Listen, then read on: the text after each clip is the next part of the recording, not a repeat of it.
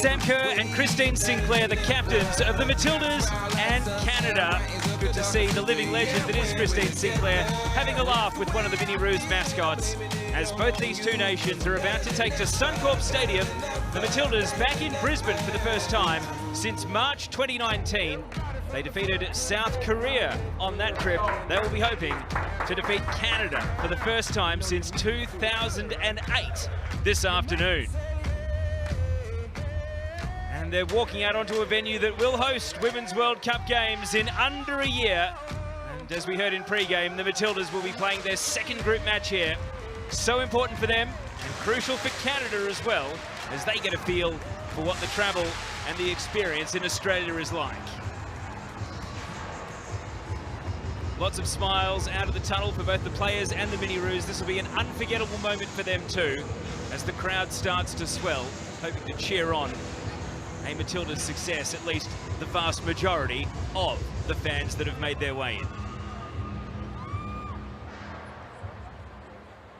in. Ladies and gentlemen, it is now time to turn your attention to a very special welcome to country, to be performed by Uncle Stephen Coggle of the Yagara people. Good evening, everybody. My name's Stephen Coggle from the Yagara people. I'd like to take this opportunity to congratulate the Canadians and the Matildas for their participation in this event, and also for the organisers. I also give respect for including Aboriginal and Torres Strait Islander in this welcome to country.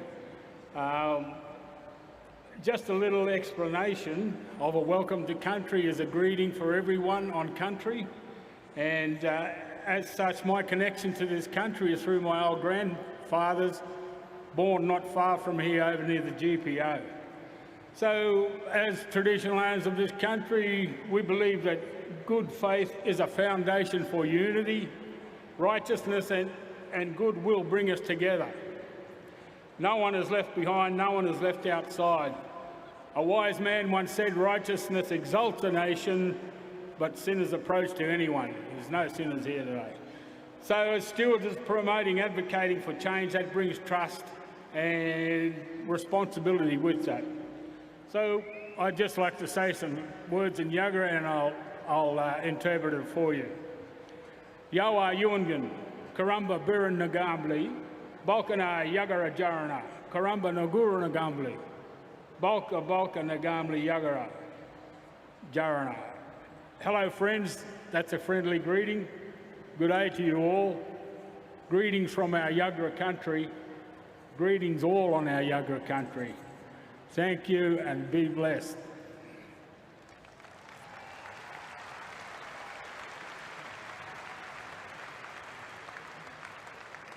We invite everyone who is able to now be upstanding for the national anthem of Canada to be performed by Brianna Burt.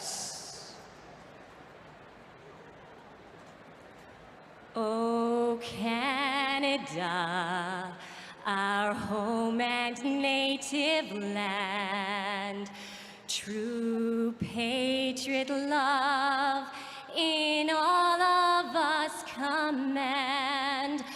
With glowing hearts we see thee rise, the true north strong and free. From far and wide, oh Canada, we stand on guard for thee. God keep our land glorious and free.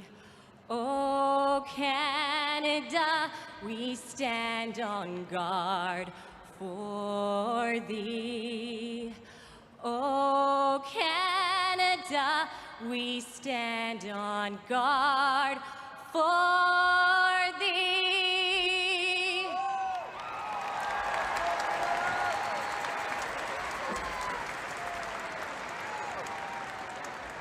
For those who are able, please remain upstanding for the national anthem of Australia to be performed by Jade Stoddart. Australians, oh, let us rejoice, for we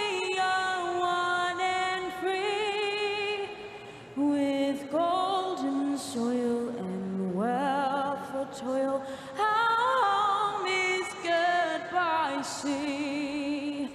Our land abounds in nature's gifts of beauty, rich and rare.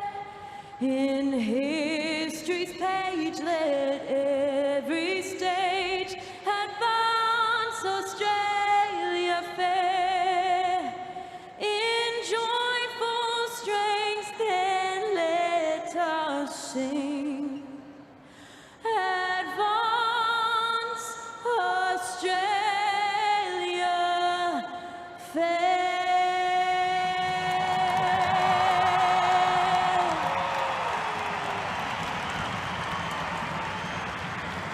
Two fantastic renditions of the national anthems. You can see both teams really enjoying it, singing along a cappella, as well as handshakes take place between Australia and Canada.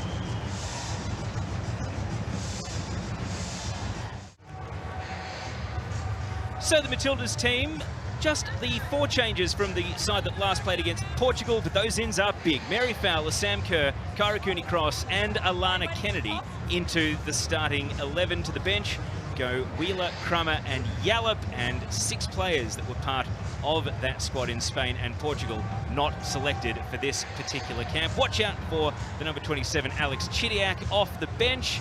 And of course the super veteran Ivy Lewick is there waiting in reserve as well. But plenty of questions over the Matildas' defence. Courtney Nevin left back and Charlotte Grant right back, the 2 youngsters with just a combined age of 40 in there today. Let's take a look at the Canadian team. Changes are plenty from the one that lost to the United States in July. In comes Zadorsky, Grosso, Heidemer, Leon, St. George and Yecker.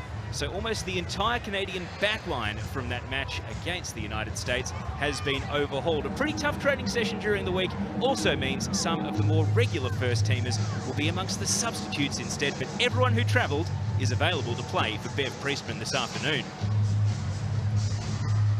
And so one last team huddle. Of course, the context is vital for Canada.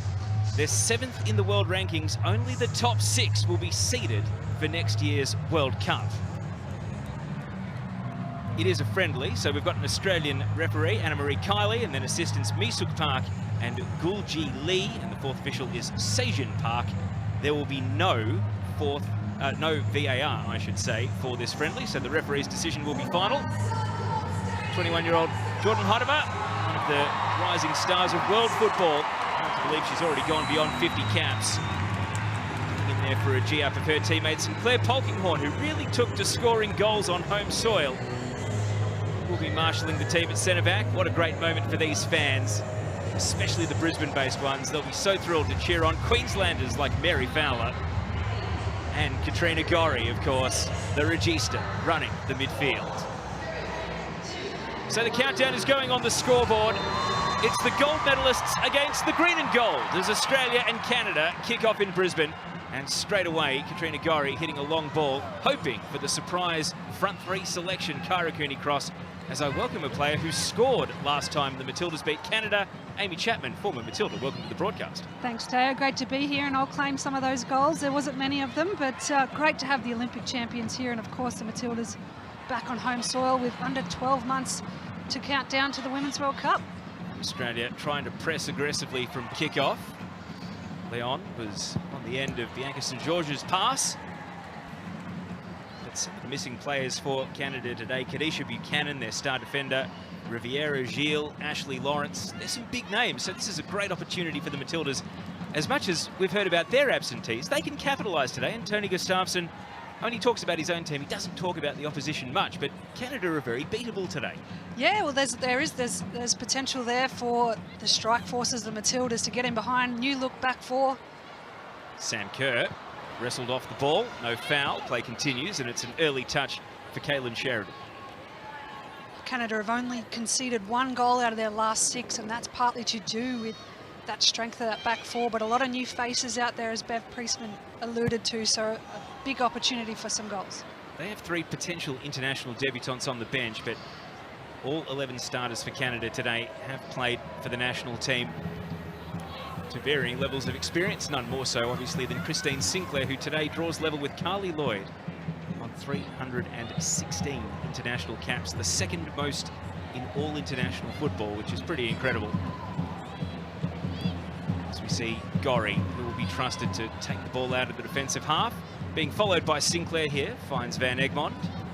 And Emily Van Egmond goes back to Alana Kennedy at the centre of defence. Now Charlotte Grant. Early pass from Van Egmond. Taken down. Janine Becky scored against Australia at the 2016 Olympics. She's in possession here.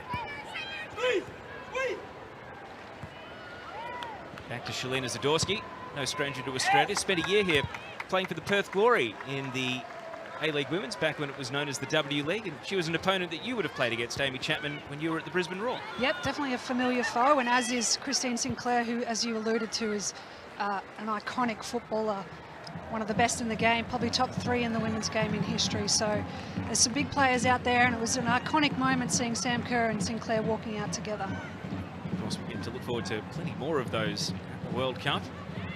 Here's Mary Fowler, someone hoping to join those ranks over the course of her career, as Kennedy drives a bit of a risky pass, but Courtney Nevin was the outlet, and now Nevin can take some territory and go forward. And the crowd rises on the back of Nevin. Emily Van Egmond now. He's going to drift a ball into the box. Kerr's up, Kerr's flicking, and it requires a good save. Sheridan equal to it, and Sam Kerr nearly steered that beyond the Canada keeper.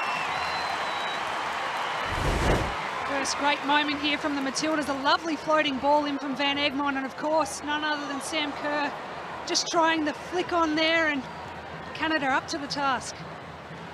It was the taller Zadorsky that Sam Kerr convincingly out-leapt there in order to win that header. And so a corner is the result.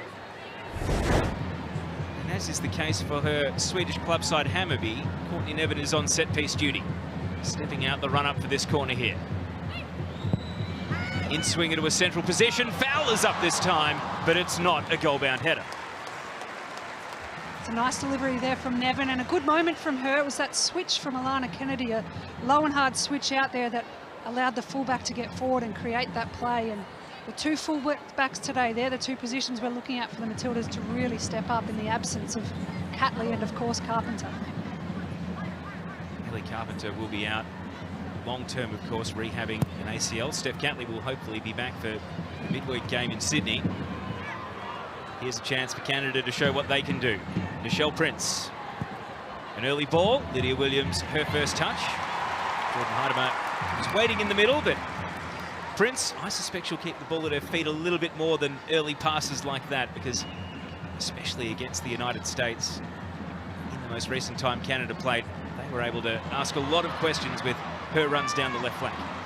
Yeah, Nichelle Prince is a really dynamic striker for the Canadian national team, and Charlie Grant will have her work cut out for her today. Fowler saw the run of Kerr. Kerr loads up the shot and puts it straight between the gloves of Kaylin Sheridan. But it's a couple of chances already for the superstar striker.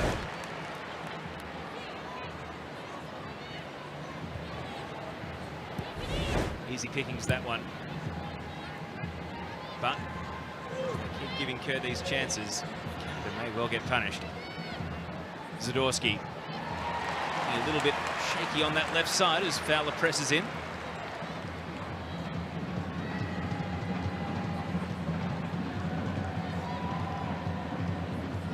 Kennedy using the opportunity to take a breather.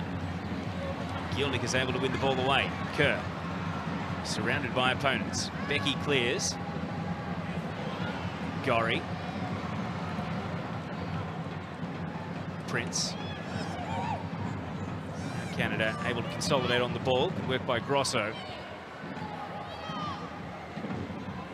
Shouts to Shalina Zadorsky again. Matilda's definitely pressing when she's on the ball, but this time with a bit of breathing room, she's able to lift a long ball. Heidemer. Now Sinclair.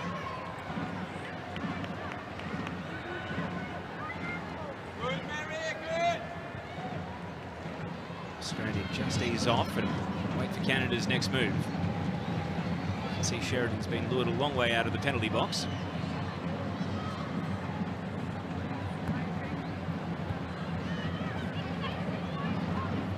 Zadorsky, this time on her right side. Leon, over the top came Nevin to win the header.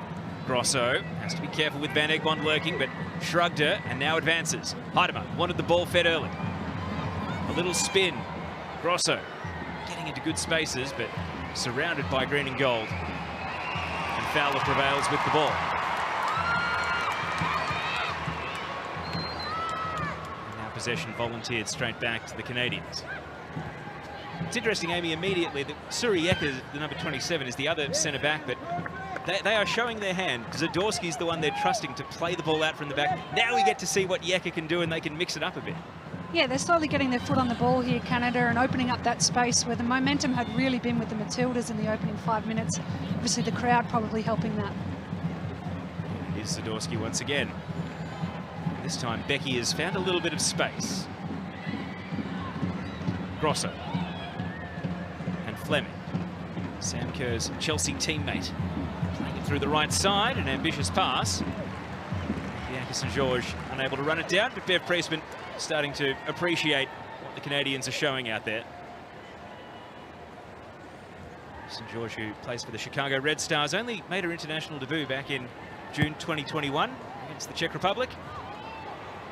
And today is just cap number 4, so one of those Canadian players who really could have something to prove with a good showing here. Prince, good use of the body to lose Grant, but played it straight to Gorry. Gorry looked up and saw Heidemann pressing back. Kennedy just clears the lines and sets Kyra Cooney across a task. And St. George had the angles covered. Amy, thoughts on Kyra Cooney Cross being deployed in the front three? It's the position where she really made her name as a junior player, breaking through at sort of ages 14 to 17. Her first A-League women's season with Melbourne Victory as well. But she's been used in a far deeper midfield role in Matilda's colours. Yeah, there's two interesting matchups out there today. You mentioned Kyra Cooney Cross seeing in a more wing position, which she hasn't done for the Matildas. Familiar at club level, but it's the first time we've seen her out there for the Matildas. And Mary Fowler tucking in a bit more centrally. And of course, this is the matchup I'm excited about today. Sinclair versus Gorry. 175 centimetres versus 155 centimetres, but what Gorry lacks in height, she certainly makes up for in that agility. So the ball again finds its way to the feet of Canada's defenders and keeper. Grant wins the header. Gorry's in the right spot, but straight away on cue, Sinclair dispossesses. Now they work it a little bit too close to the line. Grant unable to keep it in. Grant from Adelaide, cap number 8 today, was actually loaned from Rosengard at the top of the Swedish league to Vizio, so she's now a teammate of Claire Polkinghorne and Katrina Gorry.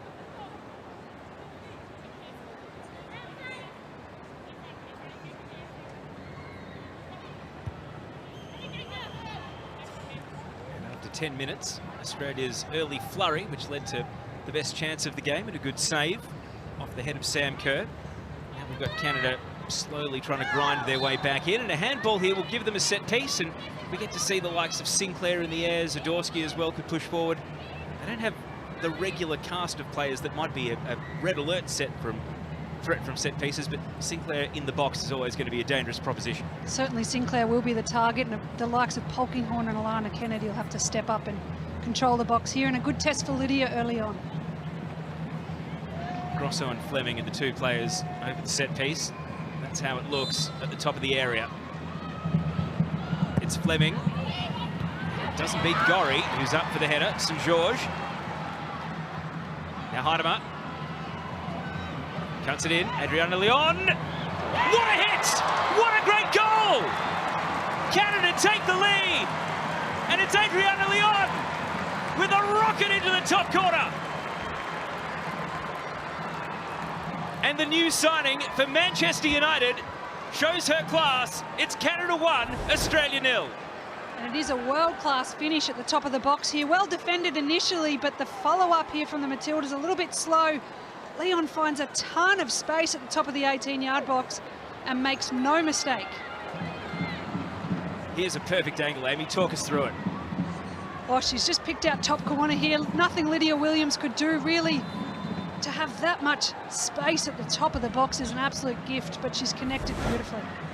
Well, Well, only scored the 2 goals for West Ham in the WSL last season, Leon, but newly arrived at Manchester United, and I think their fans, given that they're coming off the back of the Euros, they've got the likes of Alessia Russo and Ella Toon. Adriana Leon says, hey, don't forget about me. And that is going to be pretty exciting to watch. Not just in Canada colours, but in the red of Man U as well. What a goal to get this game going.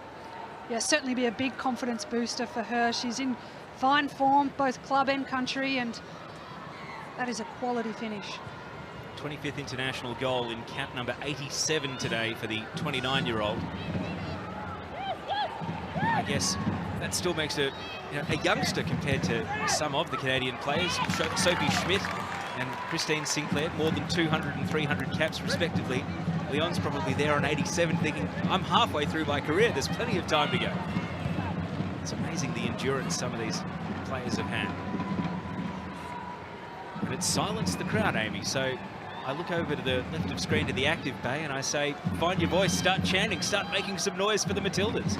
Yeah, they'll need to reset now. Obviously, they don't like to concede early goals, and it was off the back of a set piece that really wasn't defended well on that second phase, so they need to bounce back.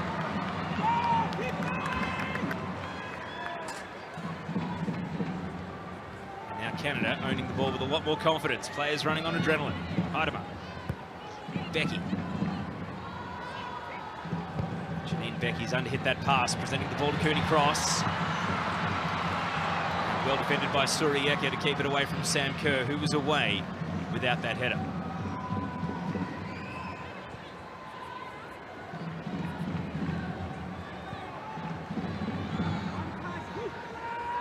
Canada are in the lead. They won't mind the press being a little bit less intense, but a gift was almost presented to Sam Kerr. You heard the crowd all shocked at the possibility of Kerr being in, but well done by the goalkeeper Sheridan to get it away. Michelle Prince.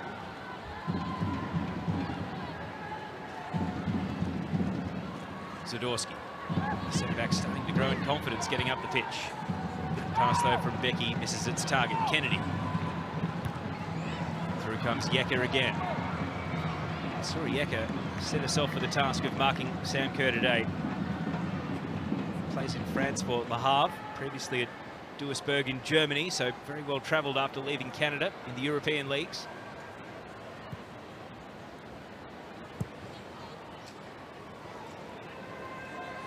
And now we get to see what the Matildas can do in possession.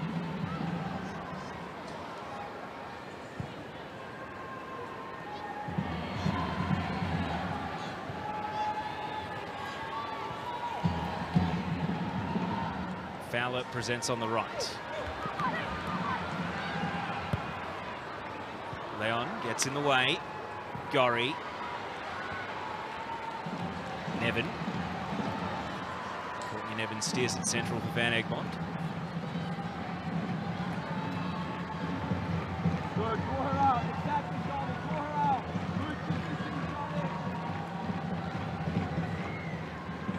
Nevin again.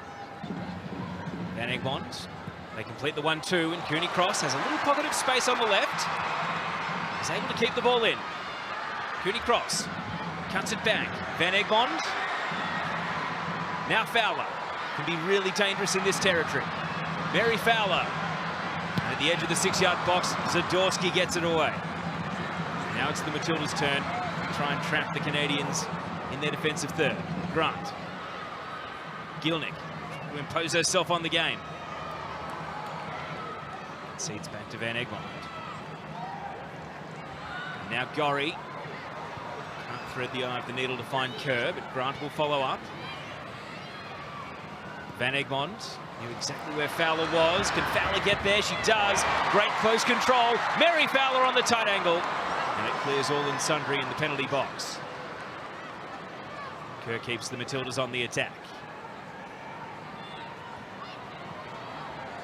Kerr, the touch. Didn't arrive in time for Van Egmond to turn and shoot. Instead, out to the left for Nevin. And that will be a corner for the Matildas. Nice patient build up there. Loving the movement from Mary Fowler as we take one more look at this goal. the opener for Canada here. It's a quality finish. Too much time at the top of the box, but it does take a star to finish from there. That's what it meant on the bench. That's what it meant out on the field. Brianna Leon with the only goal of the game. Australia have the only 2 corners. This is the first time they've taken one from the left side. Trina Gorry on duty. Big swinger, Polkinghorne. It's always a high degree of difficulty to score on that sort of an angle. Yeah, it was a low, hard delivery there from Gorry, but a couple of good opportunities in some deep areas there. Like I said before, I think Mary Fowler's movement's been excellent. Perhaps a little static early on and just forcing that pass into Sam Kerr, but they're getting a little more creative now.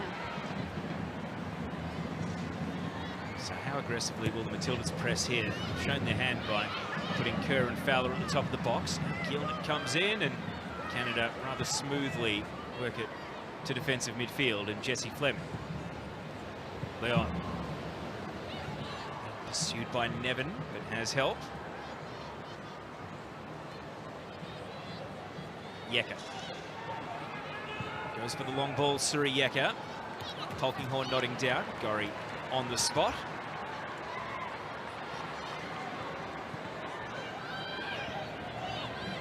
Grant to Gielnik. Gielnik goes for the long ball over the top. Of course, it's a homecoming for Emily Gielnik. Loves playing in Brisbane. Was speaking during the week about it feeling like the junior days training at Cusack, which was a ground where she would have played plenty of times for the Brisbane Roar or even the Queensland Roar before the name change back in the day. So she'll be hoping for a big showing here. It's been a bit of a subdued first 18.5 minutes from her. Yeah, I'm sure she'll have a lot of family and supporters here, and she of course got engaged during the week for the Aston Villa forward, so a big week for her, but she'll be wanting to get in some good positions here moving forward for the Matildas. Lead Gielnik back on defensive duty there because Grant and the assistant referee are aligned that in fact it was Prince who got the last touch. So it's out for a goal kick. There are the Matildas active, drumming away, singing away. It's one thing that they are hoping to grow come the World Cup. The fan culture around the team, especially in stadiums on match day, creating an atmosphere, making noise.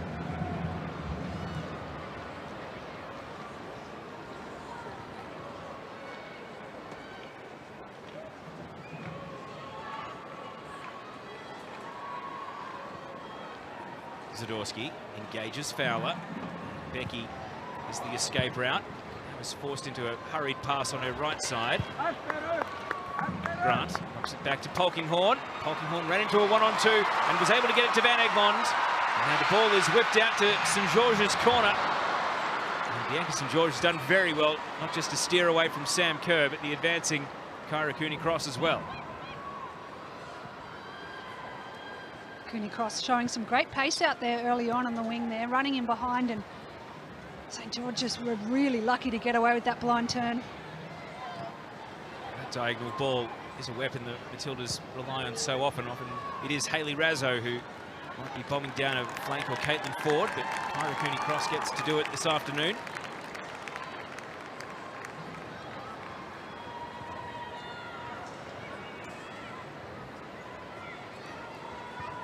What do you make of the pressing strategy of the Matildas so far? It seems as though Canada can reasonably comfortably possess the ball in this area of the field. We've had one major scare, which the goalkeeper cleaned up, but otherwise they're starting to look a bit more assured. Yeah, I think Canada have got a nice play here where they're getting another holding midfielder dropping in, whether it's Fleming or Grosso. There's always one free deep midfielder, so that's how they're getting out at the moment, so they'll need to be looked at for the Matildas. Let's move the ball. It was the shout you might have heard come through there from the effects microphone.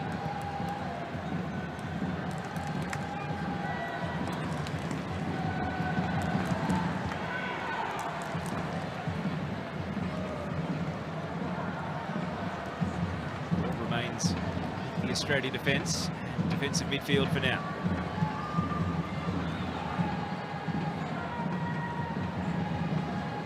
Kennedy. Movement from the attackers, so Kennedy will prefer the shorter option in Van Egmond.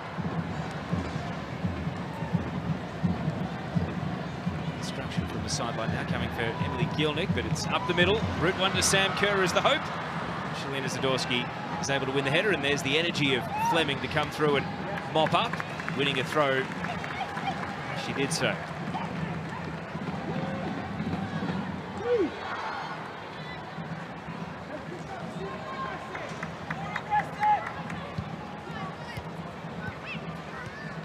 Prince trapped in a 1-on-2.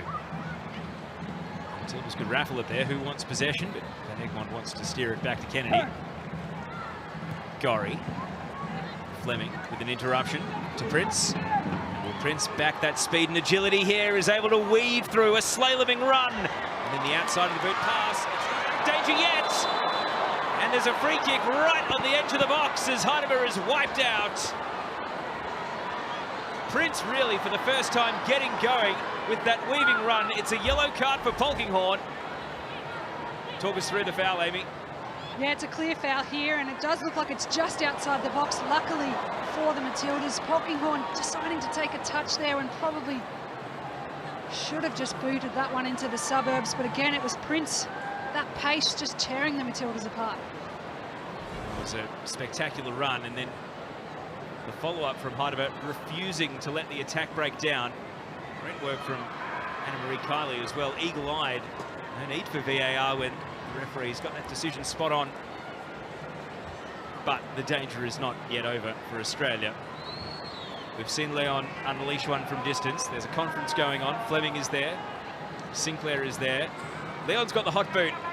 Do you just let Adriana Leon take the free kick? Well, momentum and confidence is everything. She looks like she wants to step up there, but some hidden messages and a big challenge for Lydia Williams. Just moved to PSG recently from Arsenal. Started to get some game time there, and a big test for her. So Williams is happy with the wall. 5 players line up for the Matildas. And then a nest of red shirts wait on the right side of the box, as you can see there. Will it be Fleming or Leon? Red alert for the Matildas defence then. It's Leon, and it's into the wall. Fleming with the follow-up. Heidemer keeps it moving. Becky, the cutback, is intercepted, and Nevin clears. So the Matildas see off that set piece. The Australian Royal doing their job there, and a better reaction time on that second phase. They're not allowing for that shot at the top of the box. Tony Gustafsson, the coach, did flag that it would be a big test for Charlotte Grant at right back today. And that run from Nichelle Prince, if not for the goal, it's probably the highlight of the game so far. So exciting to see a player with the confidence to just dribble at defenders and take them on. Now the ball is on the opposite flank though. St George back to Yecker. Tough pass to control for Fleming. Yecker gets another chance. Heidemer. Suri Yecker once more. This time under a bit less pressure to calm things down.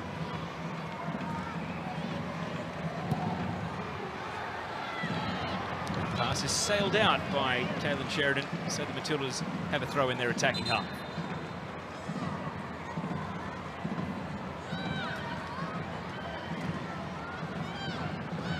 Let's move the ball! Want it again, Minnie, want it again! Excellent with the stop with M. Tyra win! Tyra win! Grant. Progress blocked by Prince. Might have heard the shouts of Tony Gustafsson saying Kyra width. So he wants his left winger to push out. Right now, though, it's on the right with Gielnik.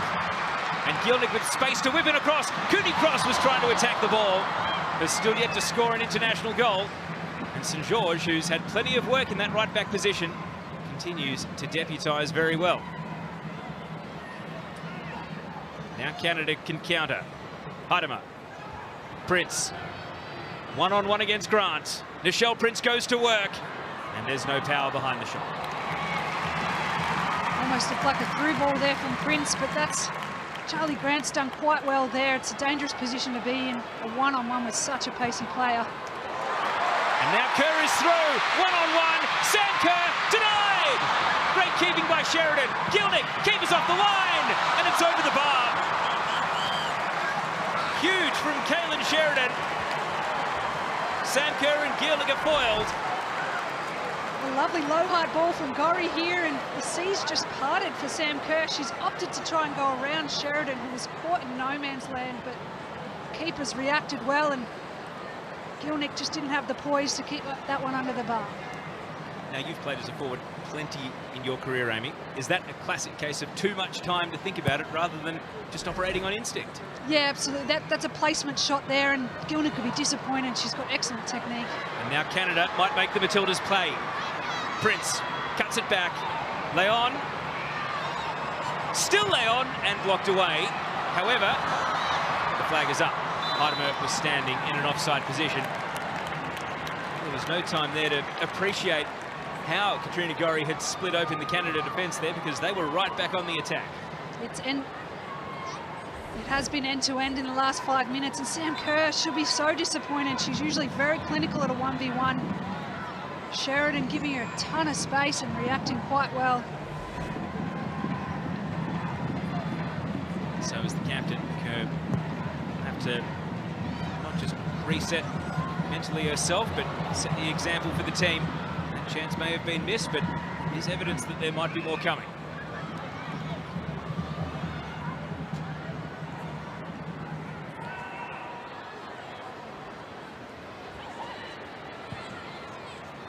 St. George. Leon.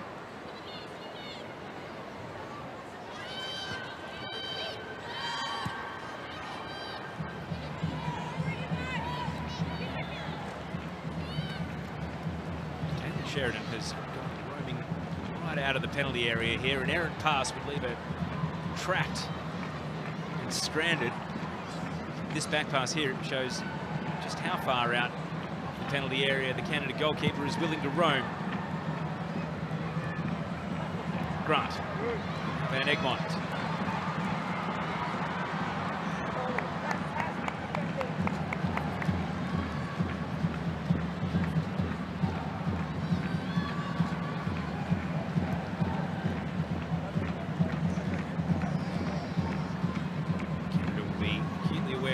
Position of Katrina Gorry at all times, I suspect.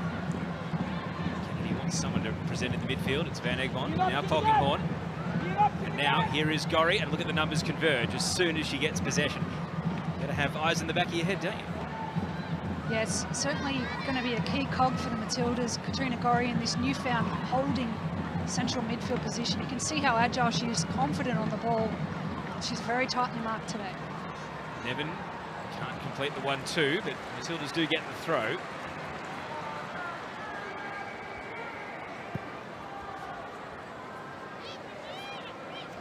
Thirteenth cap today, Courtney Nevin, 20 years old.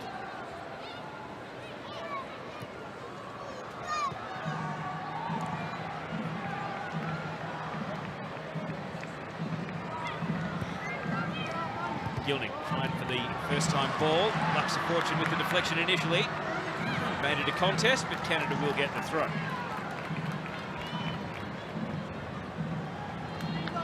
Half an hour all of a sudden ticked over. Two great chances for Sam Kerr. No goals on the board, though, for Australia. Gorry. Cooney Cross is in space here. Roll down to the left. Missed Van Egmond with the pass.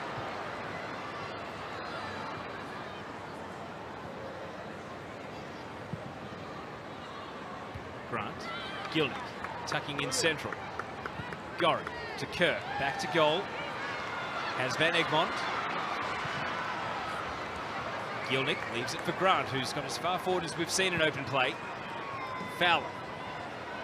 Mary Fowler. Spins onto that left side. The header from Van Egmond. Right on the goal line. Sheridan is able to make a comfortable catch.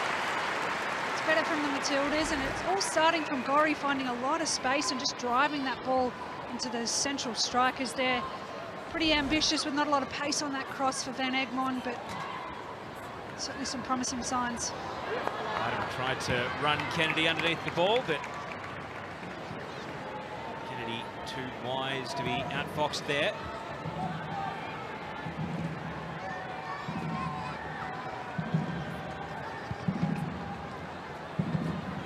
Williams' cap 101 today, bringing up that 100th cap against Portugal.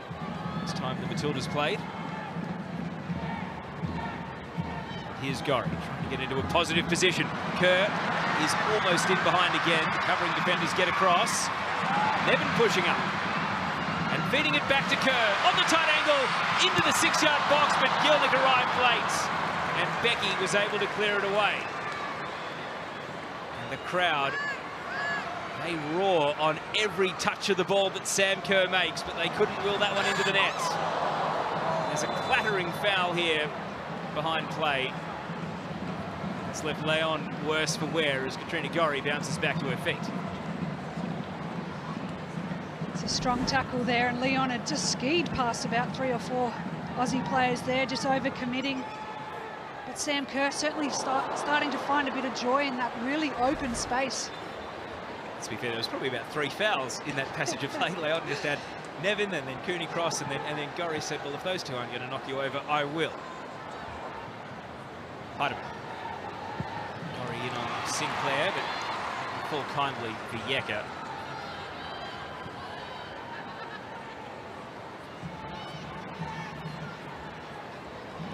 Zadorsky directing traffic. Wants players to shift left.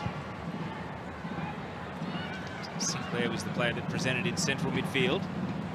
Beautiful touch from Grosso, dragging the ball out to the left for Prince. And the flag is up. Michelle Prince looks over to the sidelines, perhaps a little bit frustrated at being caught after the fantastic work from Grosso there to open up space. It was a beautiful turn, and I think we need to see a bit more of that from the Matildas. Fowler likes to turn and face players, but she's at his millimetres off there, and Grant was in a good position again to defend this 1v1. Interesting that Grant was showing Prince the line. Now we've got an injury. Alana Kennedy has just taken a seat here before the restart of play. Canada are going to sense an opportunity to run over to the sideline and get a drink, but Alana Kennedy perhaps favouring the adductor or the groin muscle here, and this is a worrying sign for the Matildas. Yes, of all the areas where we don't have a huge amount of depth at the moment, given that Carpenter and Catley are already out. This is a worrying sign for Kennedy, but she could just be pulling up a little tight. She's had to stretch out quite a few times. While this treatment takes place, let's go back to the one and only goal of the game, but what a goal it was. Yes, a quality finish here. It's a half a chance at best at the top of the box. Matilda's a little delayed to close down that angle, and it's a quality finish, but you'd have to say the Matildas have had even better opportunities than that. 1v1 and a missed open goal there, so you must be clinical at this level. So as Kennedy walks to the sideline, has the treatment administered, allowed her to continue in the game? Or will a sub have to be prepared? I think the paperwork's about to come in, and it's going to be Ivy Luick, so break glass in case of emergency.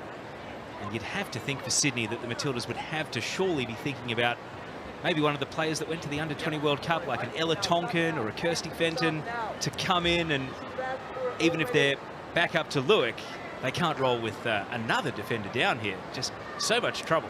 Yeah, certainly very slim on the defensive options at the moment, and you need a squad, particularly leading into the World Cup. You need to have options for every single position when you're playing back-to-back games. Ivy Luick, a veteran of the game here, and certainly will slot in nicely there, but it is a bit of a worrying sign for the Matildas. Luick, 37 years old, and now playing, stay with live play. Cooney Cross. If the Matildas can score down to 10, what a coup that would be. Nevin bombing forward, stops and props. Cooney Cross is going to try a drifter. It's blocked immediately by Fleming. And as the ball is dinked into the box, it's held onto. Of course, last Matilda squad, Matilda McNamara was called in, but didn't get that cap. Jamila Rankin got her first cap. Might be a bit of a daunting task to play at the centre of defence. Steph Catley at centre-back, that's a possibility as well. Heard from her pre-game. Now, the Matildas are still down to 10, so Grant is tucked into the middle. Prince around Gorry. Prince straight at the keeper again. It's a couple of good chances for Nichelle Prince, but the finishing touch just hasn't quite been there. And of course, the Matildas playing a player down right now, so that's why you see Gorry tucking back there to try and defend that one-on-one as Grant has tucked in, but Prince just showing how dangerous she can be. Interesting that Williams has not put the ball out. Kerr has shrugged off Yeka. It's Kerr, the solo show. A question to the finish, and it's another good save. Kalen Sheridan is foiling Sam Kerr today. 3 excellent stops to deny the Matildas superstar now. It's a battle of the speedsters at both ends there. Sam Kerr showing how quick she is, dribbling with the ball, getting a ton of space there, but a tight angle, and well done from Sheridan at full stretch. And the ball still hasn't gone out, so the Matildas are still down to 10. Now Grant, and they're shouting to put it out for a throw-in, and it still hasn't crossed the line. Heidemer flicking it, Leon, Williams out of her line. And now will Williams put the ball out? Nope, the power play continues. The Canadian fans will be loving this. They're reminiscent of ice hockey. The Matildas are just one player down for a prolonged period here. You would think some of these players closer to the bench have surely heard the cries to pop the ball out. Still playing with 10 players here. Why would you shout it at Grant but not at Williams when the ball's in Williams' gloves and you can just boot it out?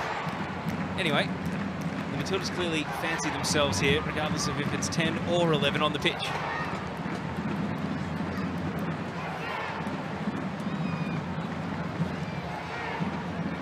This much anticipated sub. Ivy Luik still waits next to the 4th official. Fowler through the middle. Kerr. Out to Gielnik on the right. Gorry on the overlap. Gielnik, here's the shout. Gorry slides out for a goal kick. And at last, the full complement can be restored. But it'll be a watch this space for Alana Kennedy. Ivy Luik comes on for cap number 37. Has moved to Haken in Sweden, where she's made 3 appearances. Was previously playing at Pomigliano in Italy. And there is Alana Kennedy. Not giving him much away there with the facial expressions, other than to suggest it will be a nervous wait to see exactly what the medical team decides. Matilda's obviously without 7 options at the moment, so add Alana Kennedy to that, hoping to get a few returning for the Sydney game, but this is why squad depth is so important.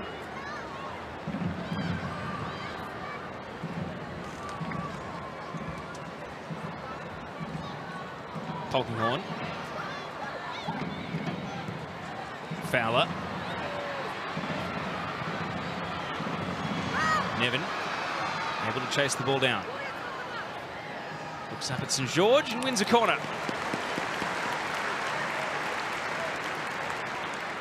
And the crowd with warm applause. Just 5 minutes of regulation until half-time. They've got a role to play here. There is a good, healthy attendance in at Suncorp, as you can see from that wide shot. They can find their voice. May just lift Australia back into this contest.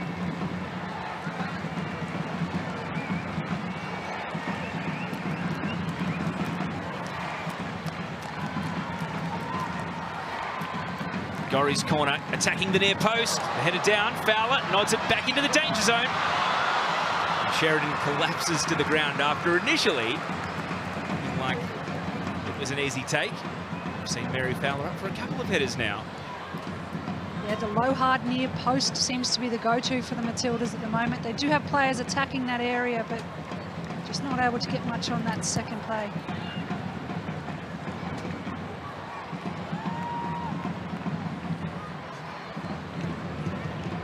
Polkinghorne made a good challenge. Van Egmond. Kerr not on the same wavelength on that occasion. Cooney cross. Could yet make this awkward. St George.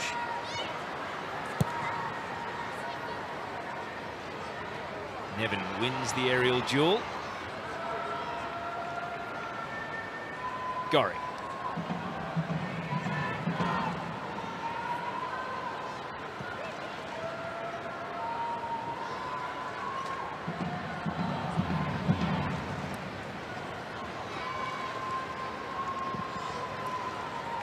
Here's Ivy Luik then. Comes to the centre of defence. Gielnik. Grant on the overlap. And Becky has done well to Ball stopped there, however, no foul to accompany it, so Australia retained possession. Gorry saw the threat of Fleming and immediately deferred back to Polkinghorne. Foul.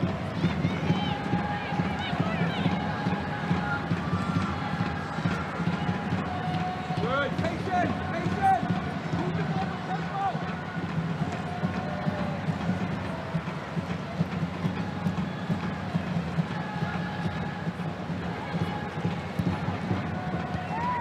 Becky, and now Canada have got some free players. But Grosso's having to go backwards rather than forwards.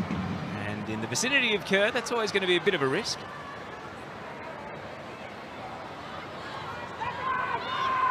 Becky. Sheridan out of the area. Zadorsky. Zadorsky missed Sinclair. So a little tactical victory for Australia there as Canada's passing comes unstuck. What can they do with the ball though?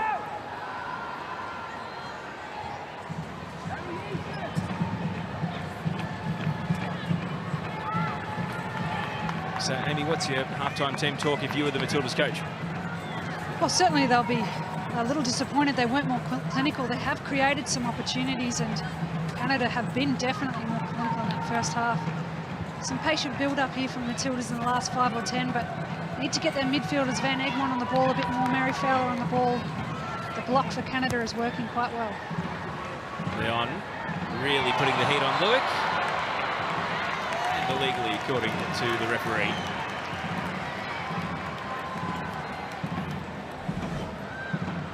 This wasn't subtle. Easy decision. So Australia have the ball once again as we tick towards the final minute of regulation in this first half at Suncorp. Brisbane fans want a moment to roar. They want a moment to cheer. They want an Australia goal.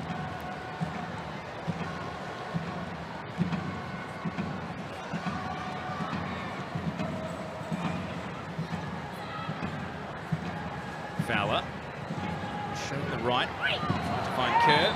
Zadorsky is blown up this time for a free kick. Zadorsky not a starter regularly anymore for Canada.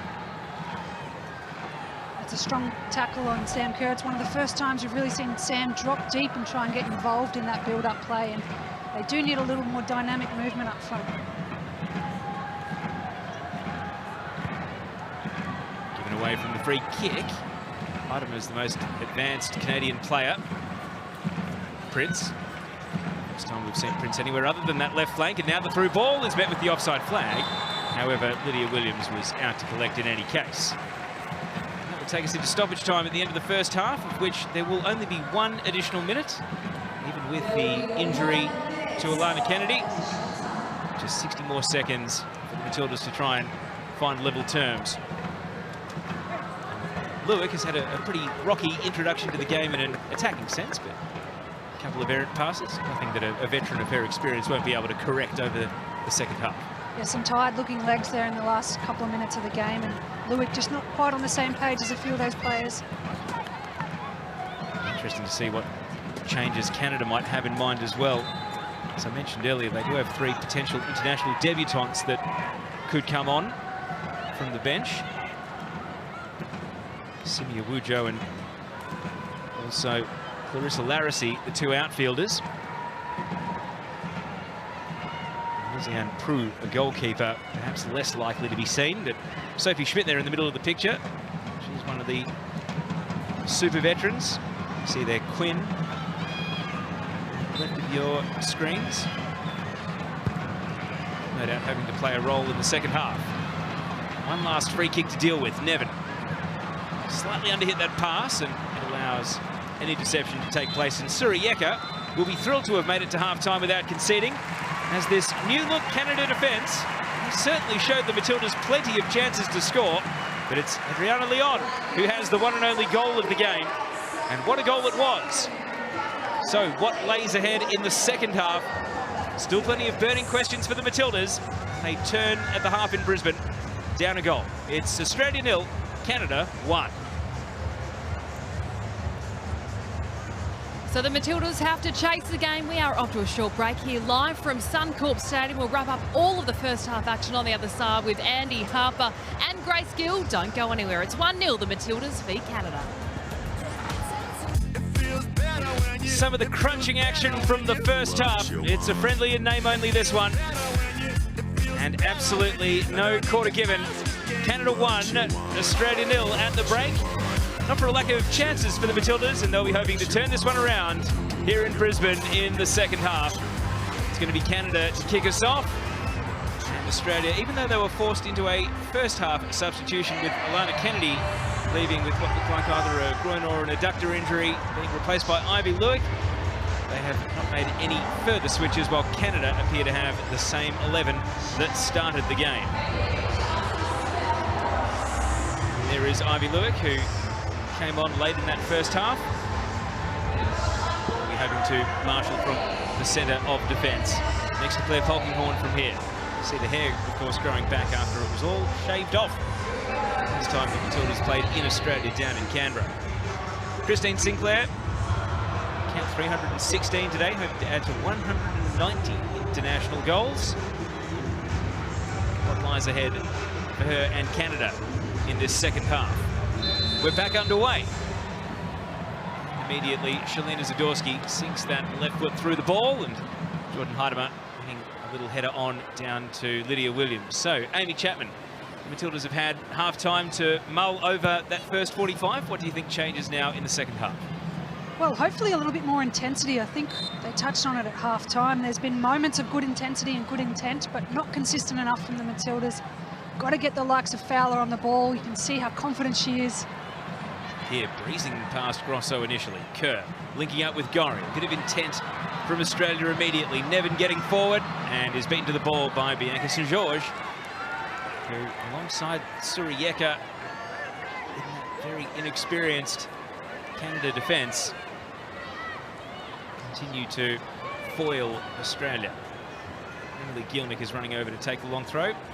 Tony Gustafsson said to us pre-game that no one was on limited minutes other than perhaps Courtney Vine, who is among the subs.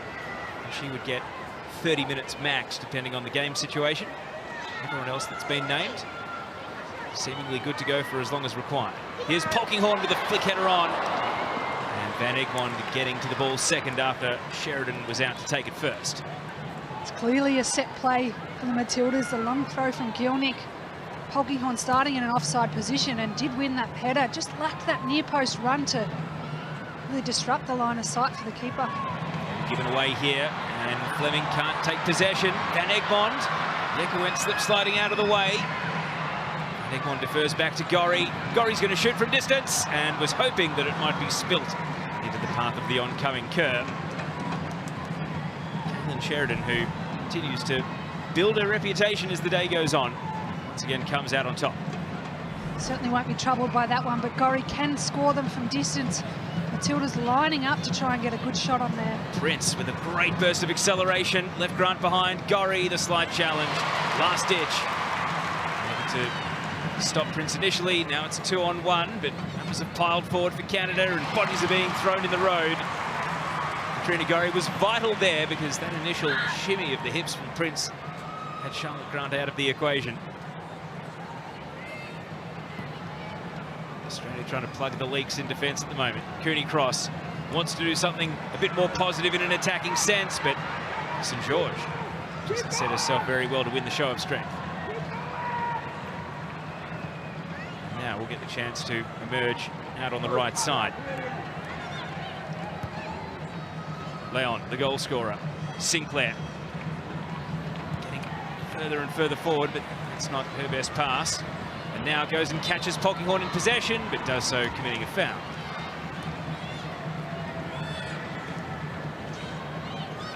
I wonder if that was for the ref or for a teammate there. That little shout of frustration.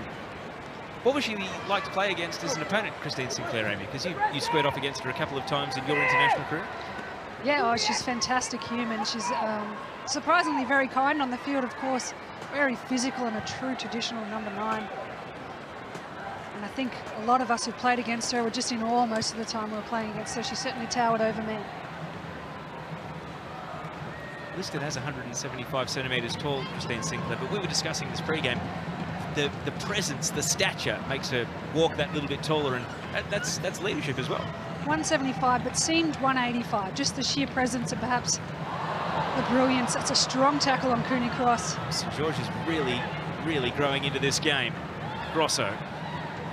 Now Sinclair. The shout from Leon over on the right side.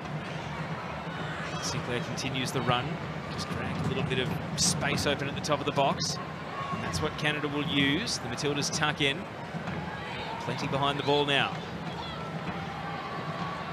Prince making a run, but even the speedster can't chase that one down before it goes out for a goal kick. Bev Priestman likes it over on the sidelines, though. Canada with the likes of the very experienced Sophie Schmidt, one of their regular starters in Quinn, both on the sidelines. What minute could we see those players come on? Leon, in the meantime, and just over the head of Prince, it skimmed off Grant, and Mary Fowler was there. Can the Matildas break out of their defensive half here?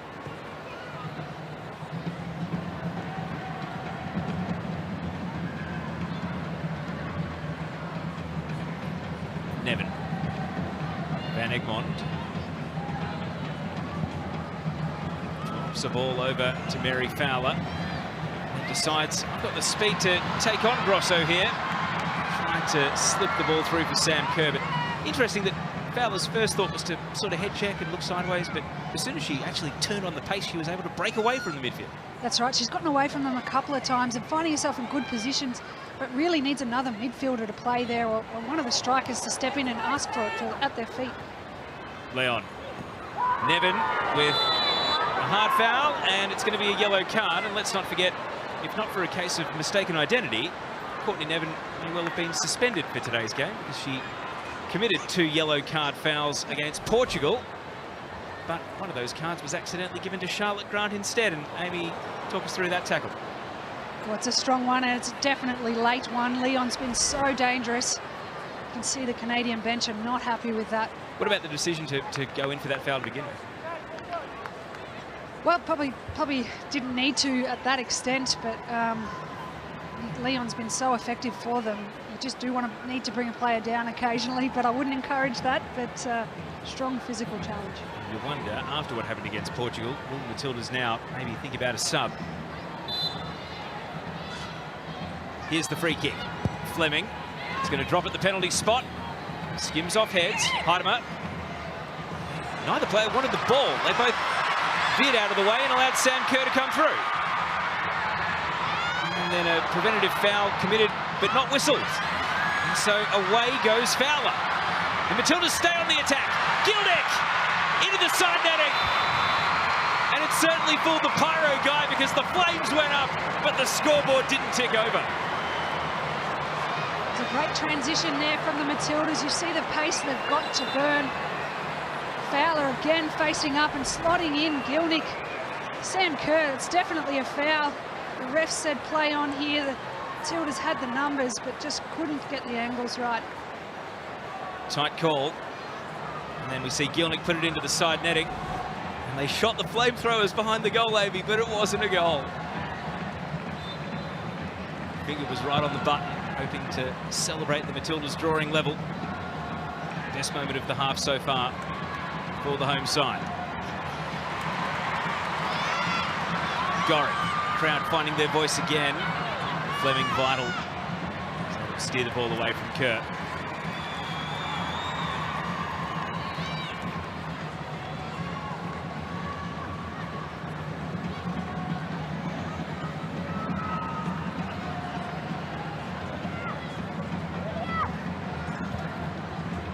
Cooney Cross against St George. Cooney Cross tried to find a way around, but St George, well, nearly presented the ball straight back.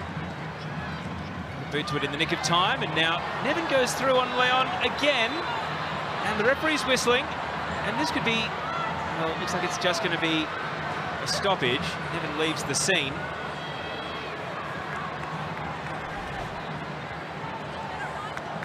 Amy Chapman, your thoughts? Well, I think she's milked that one a little bit, to be honest with you, Teo. She's in a tight area here, and she did actually cop a fair elbow to the face. I take that back.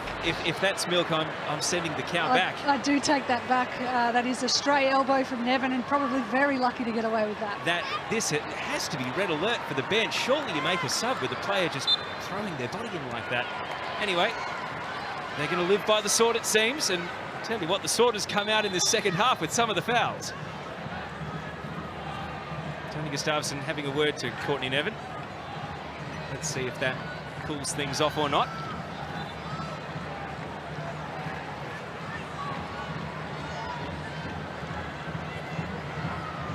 Leon didn't need any treatment. Here's a free kick for Australia, dropping at the edge of the box. Van Egmond cleared away.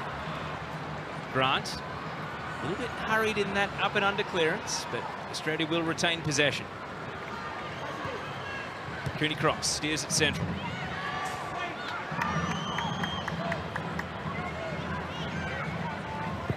Gorry has to drop it in the perfect spot for Kerr, but Yeka wins the header away. Now St George. All the way back to the keeper. One thing that is immediately noticeable about St George is the balance under physical pressure. Really good at holding her ground, especially when getting a bit of attention. Yeah, and it's not just Australia looking at who else can step up. It'll be, of course, Canada and Bev Priestman. They'll need a full squad under 12 months to this World Cup, and they're using this as an opportunity to see what the travel's like, what's the climate like out here. Fleming didn't like any of the options initially, so just wheels and deals and sends it out to Leon. Bev Priestman is gesticulating and waving her arms for players to get forward. Canada maybe sensing the opportunity for a second goal.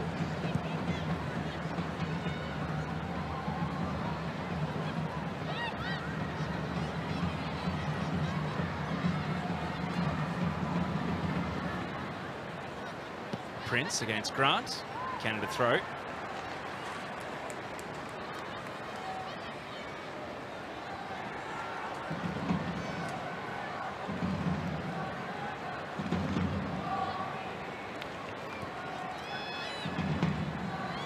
Fleming. A little grab of the arm from Gielnik, but Fleming stays on task. He's happy to send it back 10 and now 20 metres. Zadorsky. Her path blocked. Ball goes out. Mary Fowler, who joined Manchester City and will be playing in the WSL. Exciting move for her. To believe that she's become such a regular in the Matildas that she still is only 19 years old. And in the WSL, I think that Mary Fowler's going to have a pretty fun old time. It's a super team with lots of teammates that can put her into goal scoring and match winning positions. Absolutely. She's joining Alana Kennedy, of course, Hayley Raso, one of the biggest clubs in the world, Man City. They've got big aspirations, and I think it's a great move for young Mary Fowler. Here's Leon. Van Egmond is guarding. Grant has to be careful because she nearly got her pocket picked. And Prince, an ever-present danger. The ball goes out for a corner. In the corner of your eye, Amy Chapman, you've noticed one player who's getting a little bit closer maybe to the end of their warm-up down on the sidelines. Yeah, I think there's a few potentials. They've obviously got Crummer, and we know Courtney Vine could potentially play 30 minutes. You've, of course, got Alex Chidiac and Tamika Yallop there as well. So they're all options for Tony Gustafsson. Be a great moment for Larissa Crummer to play in front of her home fans as another Brisbane native, Queenslander. Canada have a corner in the meantime. Kerr wins the defensive header. St George. Grant. Takes a deflection. It's awkward. St George. Twisting and turning. And Nevin wins the ball with the tackle, and the crowd loved that. And now Australia can launch a counter. Gorry hoping for Kerr. The ball sprays off the outside of the boots. In the blink of an eye, the Matildas were nearly away. Yeah, great tackle from Nevin, deep in the corner there, already on a yellow card, so had to be smart, but just the pace on that outlet of that ball to Gorry just didn't have the momentum. Yeka now really struggling with the Australian press. The foul is going to give the Matildas a free kick. Like to see a little bit more quality on some of these balls in. The corners haven't been too bad. Some of the free kicks have been just a little too easy to defend, as you see Gorry just getting clipped late there. You need to take more advantage on these free kicks.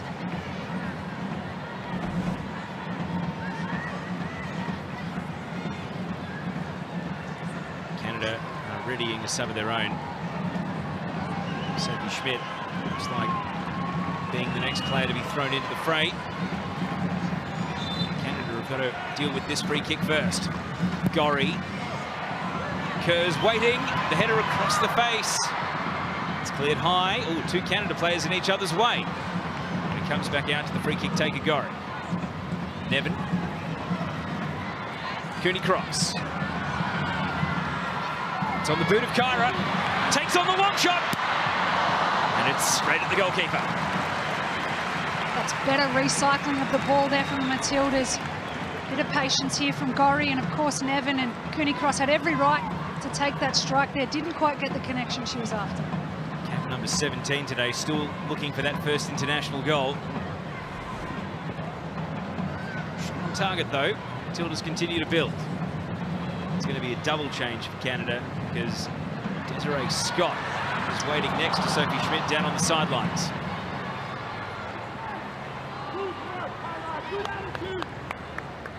Leon. And Nevin has clattered Leon right in front of the Canada bench, and the assistant referee's flagging here. And this is another big decision for Anna-Marie Kiley here. And it looks as though it's going to be some friendly reffing. No second yellow card. You called it out here, Teo. This is probably, it is a late block again on Leon from Nevin. She's really playing a very dangerous game there. The Matildas cannot afford to go to 10 men and lose another defender for the next game as well. Nevin really needs to be smart and disciplined here. So here's the double change. On comes Desiree Scott. Julia Grosso goes off. And there's Sophie Schmidt coming on for Jessie Fleming. And this really could disrupt Canada because Fleming has just been superb controlling the tempo of this game, knows exactly where to move and present for the ball. And they're being replaced by two very, very experienced, capable players, but they've got to find their legs now. Yeah, that's right. Perhaps this is a tactic. Bev brings on experienced players to try and close out the game, control the game. Fleming's worked exceptionally hard and is one of the big, bright talents for Canada. Paperwork's in for the Matildas. It looks like Courtney Vine is not far away. Going to the fourth official. In the meantime, Katrina Gorry. Long, hopeful ball. Kerr caught well behind. Scott. Ball flashes on. Heidemer loses out to Fowler.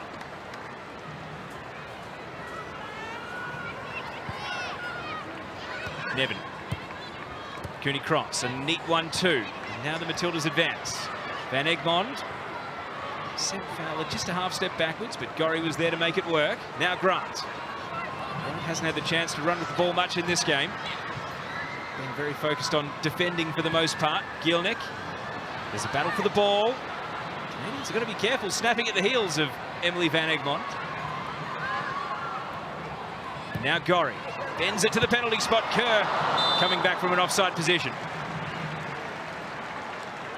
Better link-up play there from the Matildas. I was thinking individually there's a lot of players working hard but not really working together. That was some good switch play. Bit of a forced rush ball in here to Sam Kerr, who is in an offside position and very difficult to score from there. Another good call from the assistant referee, Liesl G, over on the outer side.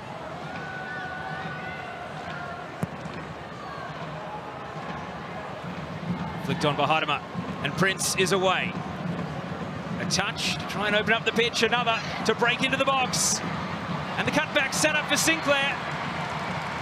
It ends in a goal kick, last touch. The Canadian star might be looking a little bit sore, but all right to continue. And now Australia have a double change ready, but first, Amy, this incident here. Again, it's Prince's pace is tearing Australia apart out wide. Same with Leon on the other side. Lewick to the rescue on that occasion at a tight angle. Now this is exciting. Courtney Vine, another Queenslander, gets to come on and play in front of her home fans. Emily Gielnik, the Queenslander, makes way, and perhaps the change that we might have anticipated, Tamika Yallop would come on and stand at left back, and Courtney Nevin, who didn't just walk the tightrope, just absolutely thundered across it with a couple of risky challenges, has walked between the raindrops and managed to avoid getting sent off. And Tamika Yallop will go and stand at left back and is going to be immediately on the end of this pass here. So, Amy, what will these two changes do? Vine and Yallop coming into the game. Yeah, as you mentioned. We'll stay with play. Cooney Cross, this could be an instant impact. Vine is marauding forward on the right. Cooney Cross isn't pulling the trigger on a pass because she's got supporting Kerr and decides to wheel back around. The moment is not lost yet. Yallop trying to direct traffic and dribble at Schmidt.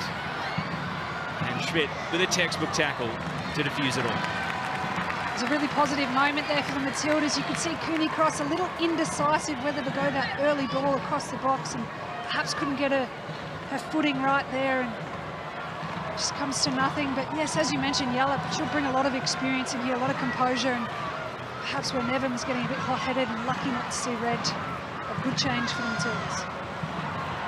Polkinghorne, Schmidt. Late challenge from Cooney Cross as well. She's been able to nimbly skip past it. Gorry. Fowler to Gorry. The Matildas looking to build through the middle. The pass is a little bit skinny and shows a lot of the ball. Oh, what a challenge there from St George. But as has been the case all game, the core strength of Bianca St George just knows exactly what to do. Yes, she's dropped the shoulder on Yallop here, but it's a clever defensive, almost shadowing of the ball there. But not sure it was the right decision from Van Egmond. She didn't get the angle on it, but it does feel like there's been a little bit of a momentum change for the Matildas after these two subs. Without knowing, I do wonder if Bianca St George studied a martial art. Just her ability to use her strength is so canny and so clever. And on that occasion, it was, again, right up to the line, but legal. Here she is with the ball at her feet, playing it to Zadorsky. Gorry, errant touch. Scott trying to take over. Prince can turn and go and burn. This is Nichelle Prince from the edge of the box, and it's off the heels of Polkinghorne. And now the game is opening up. Grant, Vine. The ball comes to a stop briefly. Fowler. Trying to pick the gap there for Kerr. Zadorsky all over it. Heidemer. Prince is begging for the ball, plainly down the left, and here it comes. Against Lewick. Prince, Leon overhead. And a really good half chance for Canada. Perhaps should have ended in a shot on target rather than that missed header. You get a feeling there's a goal coming, Teo. I'm not exactly sure at what end, but certainly picked up the pace in these last 5 minutes. Well, it's a great spectacle. September, Saturday afternoon in the sun. Good crowd. They want to roar once. They want to find a Matilda's goal. It's been a pretty special afternoon so far. What does the final 25 minutes have to offer?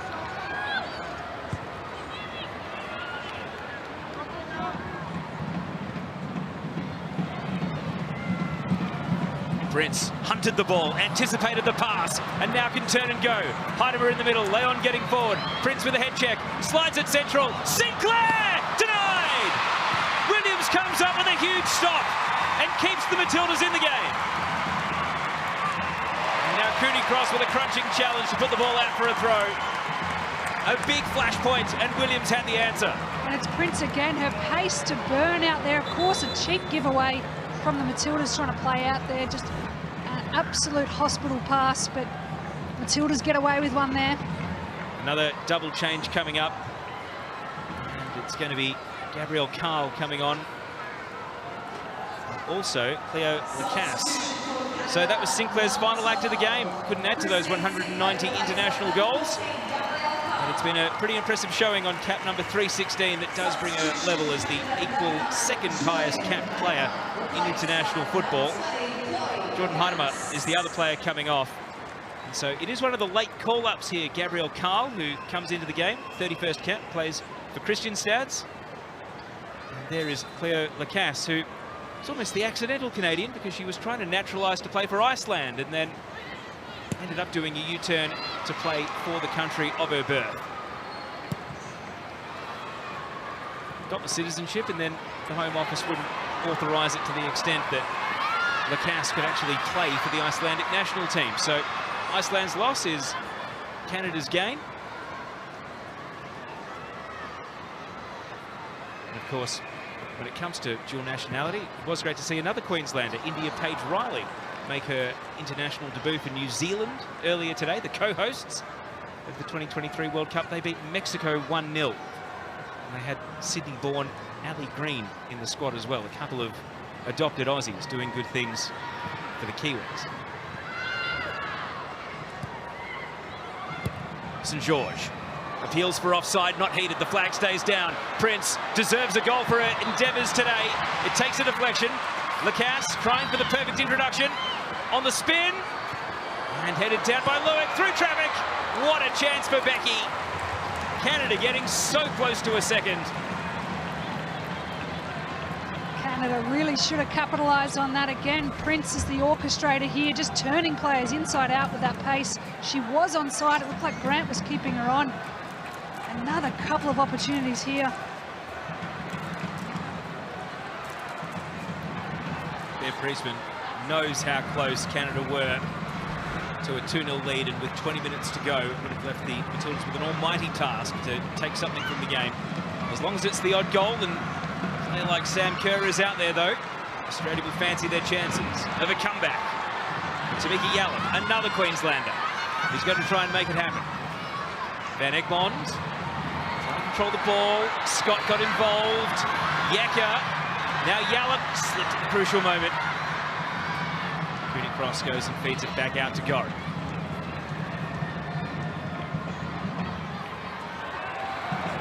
Van Egmond. Grant. Now Vine. A real tangle against Carl, the new substitute. The throw-in goes Australia's way.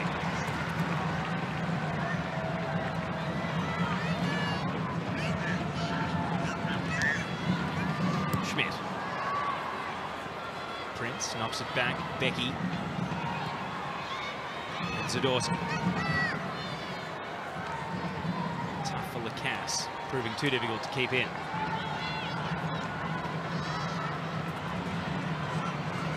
Leon. Vital from Lewick. Now Polkinghorne loses out to Schmidt. And the flag will stay down here. Prince through the left side. It's Nichelle Prince! Somehow it misses! And I think that reaction sums it up.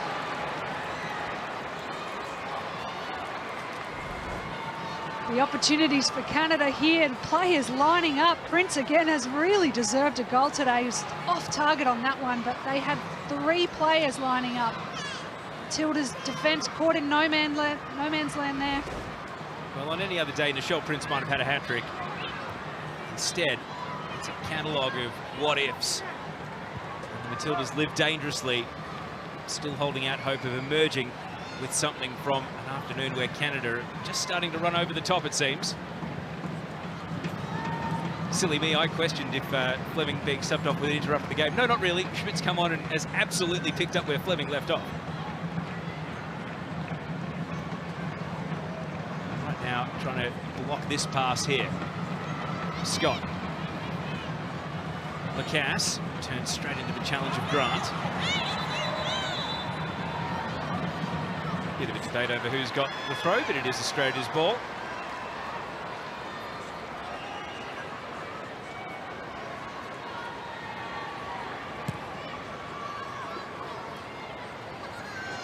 Grant, good strength to hold off Prince, but can't make any forward momentum with the pass.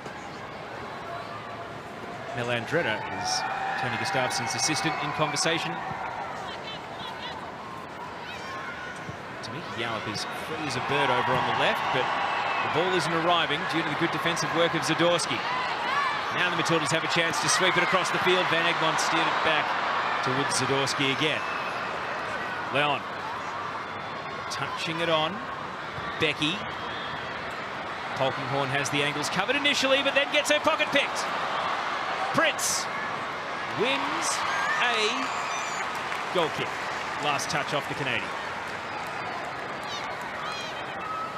Prince has got engines for days. He's clearly got a few more runs in there, and as we mentioned, has probably deserved a goal or two. Plays for the fittingly named Houston Dash in the NWSL. Schmidt, another textbook challenge on Van Egmond. Prince tried for the little touch on. It's deflected back to Williams. And often it's a player's choice whether they want to play in America or Europe, but Nichelle Prince is looking like someone who wouldn't look out of place at Lyon or Barcelona, never mind the Houston Dash. Anyway, double sub coming up for Canada, and it's exciting because they're going to give two players their international debut. 18-year-old Simi Awujo of the USC Trojans in college, actually born in Atlanta and played for the US under-17 team before switching to Canada at 18 years old, her current age now. Both parents born in Nigeria, and she gets her international debut. And the goal scorer, Adriana Leon, is subbed off for Larissa Larissy. And Larissy, 23 years old. We'll get back to a little bit more about her because we want to see the goal first. And it was Leon that has proved the difference today. The two strikers out wide for Canada have been relentless today, causing a lot of pressure. Probably a bit of a relief for the Matildas. They've both had been called an early mark today, but Bev Priestman will be very happy with their output. Just on Larissy, for our international viewers or Canadian fans, 23 years old, plays for Celtic, and she's going to get involved straight away here, Larissy. Luke takes the ball away. Hometown of Ottawa, previously played in Iceland for Valour, but interestingly, she's at Celtic, which is, of course, the same club as another Australian, Jacinta Galabatarachi, who was in the Matildas camp for the Spain and Portugal series, but didn't get on the field for that elusive first cap. And well, the Celtic women, they win by meme scorelines, 7s, 8s, 9s, double figures, take your pick every week. So it'll be interesting to see how a player like Larissy stacks up against an opponent like Australia. Ball out towards Yallop on the left. St George, cut central, space everywhere. Simi Awujo on international debut. Oh, didn't quite get the pass right. Becky wanted it over to the right flank. Cooney Cross.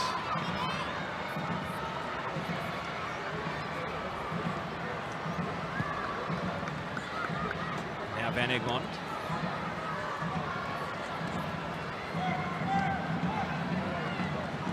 Larissa Crummer is going to get her bow in Brisbane, which will be a fantastic moment coming up, you suspect, at the next break and play.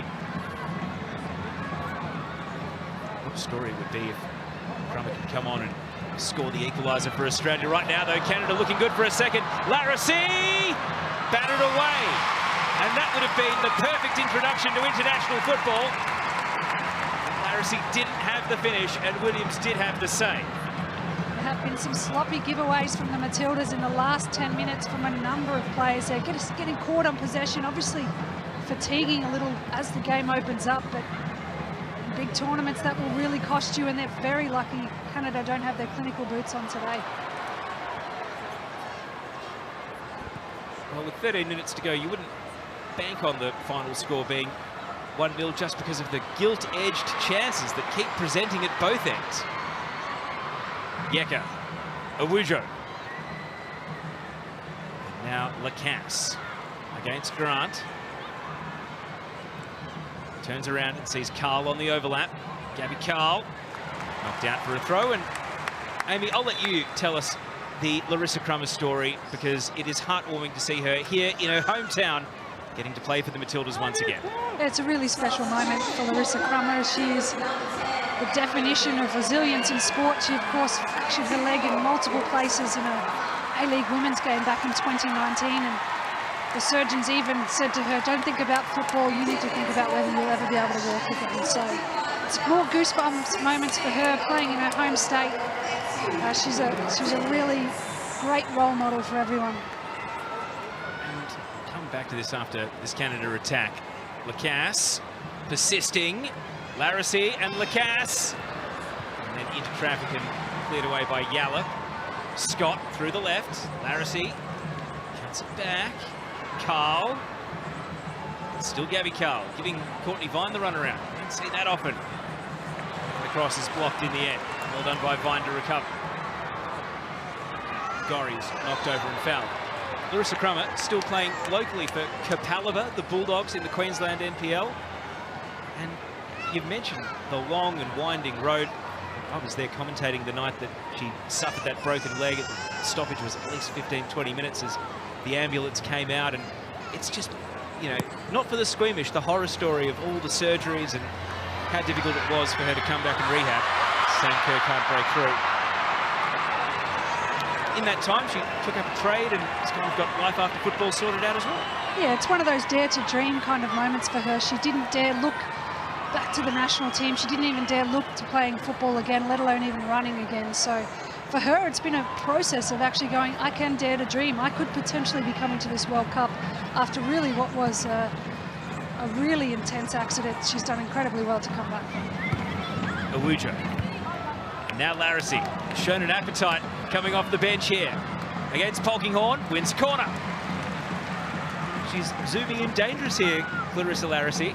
Now, Claire Polkinghorne, don't give us heart palpitations, please. Walk it off, Polks, we need you. Matilda's under intense pressure in this sort of final 15 minutes. They've got to look to someone. I think Mary Fowler's been the best outlet for the Matildas today. Can they pinch some points here? Well, if they defend this corner, a full field counter-attack with the likes of Courtney Vine on the field might be their best option. They're going to defend the corner first. Schmidt hangs it high, Carl's up, and Williams catches. And now can the Matildas break at speed? Williams assesses the options and now hurls it out to Yallop. Yallop is going to take the game on, past Becky. Vine trying to use that trademark speed. Suri Yeka is able to come in and take the ball away. Schmidt. Yeka left it off Cooney Cross, but Scott is there. Lewick jumps the pass. 50-50, Scott wins out. Lacasse is away on the left. Bending away from the backtracking Crummer. Chloe Lacasse. And now Clarissa Larissy. Ooh, nearly slipped Polkinghorne, but didn't take enough of the ball and is going to press Williams all the way up.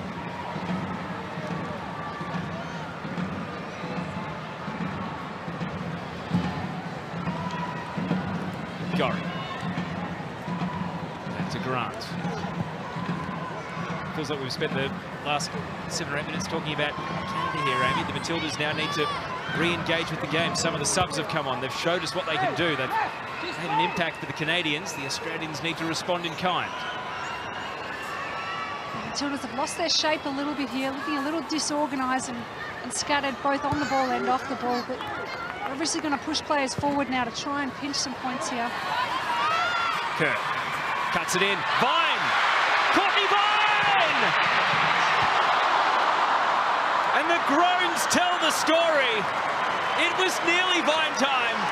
Instead, it slaps to the turf.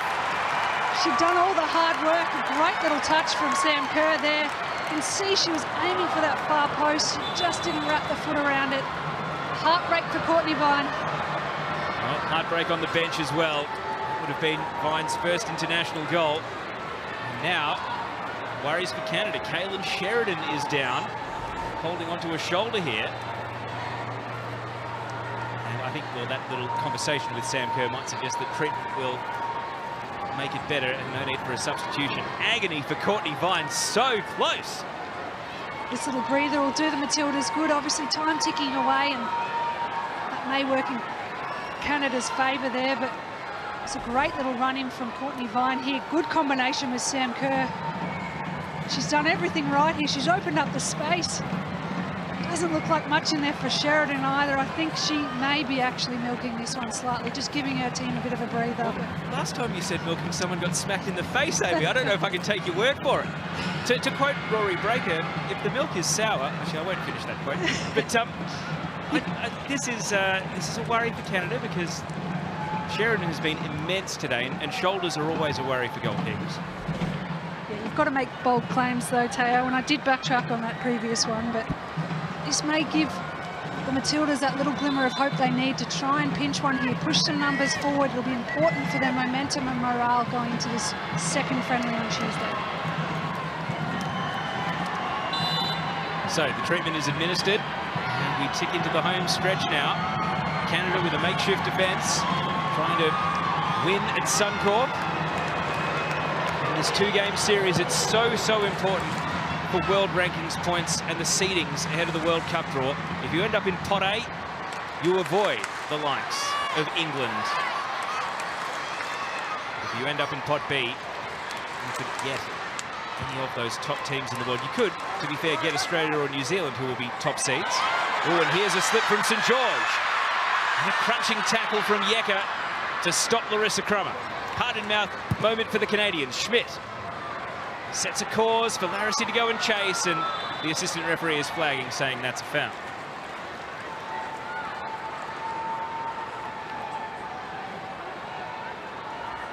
For those of you maybe watching the Matildas for the first time or just getting involved in the game, 32-team World Cup. Australia and New Zealand seeded in the first pot as hosts, and then the top 6 in the world get seeding advantage to avoid each other, at least in the initial stages. Nothing you can do about it at the business end, of course. Here's Awujo slipping it through. Lacasse to finish it for Canada. Lacasse rounds the keeper and misses. How on earth have they managed to miss there? Wow, she's made a mess of this one here. Initially, a great little run. Curved her run beautifully and timed it. She's done everything, gone all the way around the keeper and just not able to get the shot on target here. Matilda's very, very lucky. Well, Chloe Lacasse, 10th cap today for the Benfica striker, has not scored an international goal and may not have had a better chance than that one to open the tally. 5 minutes to go. The Matildas, they have been let off the hook by Canada here. Can they make them pay? Cooney Cross. Vine brings it down. Against Carl. Vine backs the speed. Carl backs the strength. And then nearly cops it up. It's still alive. Sam Kerr working with intent. The goals are living a charmed life at both ends. And somehow the net is not rippling. This time for Australia. Courtney Vine does exceptionally well to stay in the fight here. The tenacity. Sammy Kerr just couldn't get it out of her feet, and they were lining up at the top of the box to put that one away. Well, Courtney Vine did not give up on that ball over on the wing. Great, tenacious fighting play. The Matildas will, if you stacked up just their 5 best chances in this game, you'd think that they should have scored 1 or 2 by now. And yet, Canada cling to a clean sheet. Not subtle from Grunt, foul given. Now the whole stadium goes up, 25,000 Matildas fans cheering for an equaliser. Brisbane wants its moment. Brisbane wants its Matildas goal. Canada doesn't want to give it to them. Schmidt's pass. Lacasse sticking to task. Collision of bodies. Goal kick.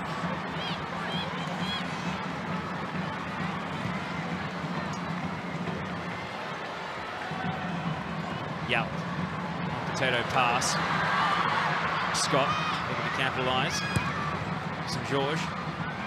Becky. Now Schmidt. Wily veteran. St George. Becky. Numbers lining up in the box for Canada. Polkinghorne is able to bring it down and then slice it out for a throw.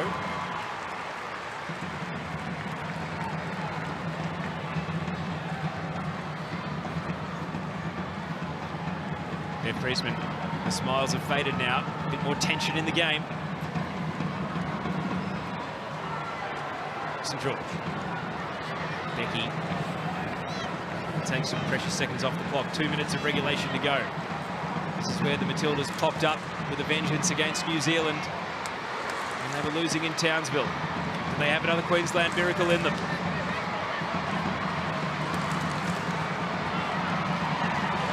Oh, St George has remonstrated interestingly with the referee there. It was friendly, but the hands were on the ref anyway. Nothing comes of it. It must have been friendly. Play continues. Owujo. Becky. Now Simi Owujo is offside. But again, like Larissie, I've liked what Owujo has done coming into this game. Yeah, a lot of positives for Canada. We know they're missing so many crucial players for them, but a great opportunity for some of these youngsters to step up and show what they can do. They clearly have a lot of attacking assets. Straight up challenging for the header here. St George goes long. Lewick. Now Gorry. Dare I ask, with the game still in the balance, Amy, for your player of the match or who you think has been the standout this afternoon? I'll give you a moment to mull it over. Canada in the meantime. No thoughts of going fully defensive just yet. Grant got fouled by Lacasse. I think I can answer that one pretty confidently. I think Prince has been absolutely outstanding for Canada. She's definitely been player of the match, and not far behind her has been Leon. Of course, so much damage up front. But for Australia, I think Mary Fowler and Katrina Gorry have both had really good quality games.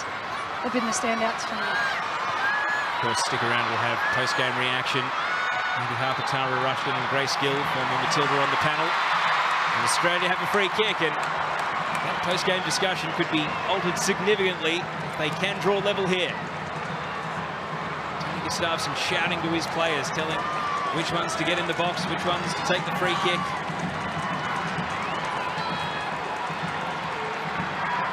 Could a late set piece be Australia's stoppage time salvation as we go into 4 additional minutes? And the crowd cheering on, willing on Katrina Gorry. Willing this ball into the net. Polkinghorne! And it lands on the roof.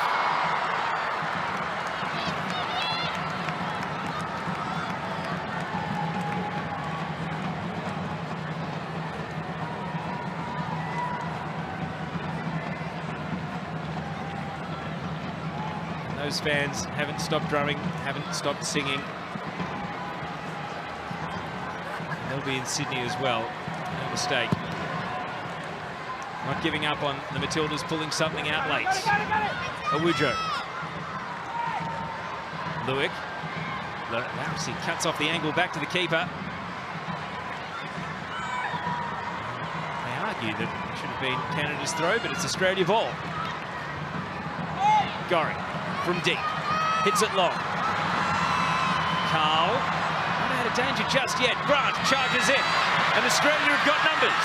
Flowing forward here, the Matildas. Grant. Fowler. It's Mary Fowler. It's high. And you can hear the urging, the yearning in the crowd. But Australia still can't hit the back of the net for them. It was a great moment here for the Matildas, and no player you'd rather see opening up on their left at the top of the box than Fowler, but she's not gotten over the top of that one, and it's a bit of a story of Matilda's day today, just not really challenging Sheridan enough. Almost halfway through stoppage time. Canada almost home. But Vine has other ideas. Carl and Yeka combine to sweep the ball away. And then just a full-blooded collision there from Gorry, wiping out Lacasse. And a yellow card to boot. Gorry's response to Anna-Marie Kiley. Is it a yellow, Chappie? No, I don't think so. I think it's a clever touch there from the striker to just draw in that foul, but certainly not a yellow, but you can't fault the intent from both players going in at full pace.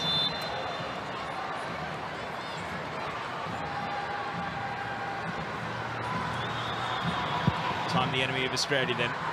See 13 shots apiece, amazingly, only the 1 goal. Super goal, a goal worthy of winning any game, but will it?